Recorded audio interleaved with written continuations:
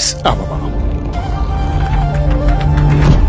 የአፍሪካ የዲፕሎማሲ ማዕከል፣ የጥቁር ሕዝቦች የነጻነት ተምሳሌት። ዛሬ ደግሞ በታደሰ ውበትና በላቀ እድገት ዳግም ፈክታለች።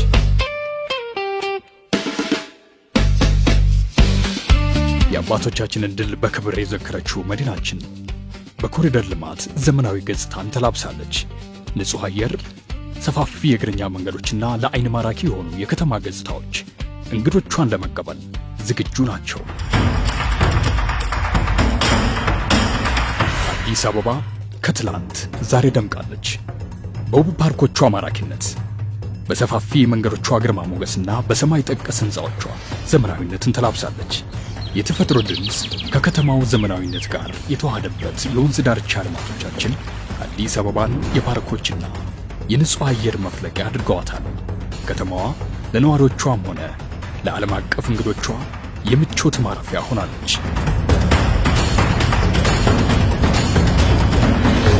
ከዘመናዊነቱ ባሻገር የኢትዮጵያውያን እንግዳ ተቀባይነትና ባህላዊ እሴቶች በየምሽት ቤቶቻችን ይንጸባረቃሉ።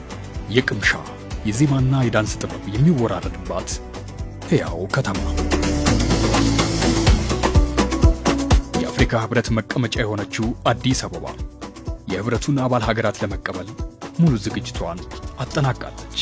በደህንነት በሆቴሎች አገልግሎትና ሞቅ ያለ እንግዳ ተቀባይነት ባህሏ ደጆቿን ወለል አድርጋ እየጠበቀቻችሁ ነው። ኑ ወደ አፍሪካ መዲና፣ ወደ አዲሷ አበባ። አዲስ አበባ ሁሌም ዝግጁ ናት።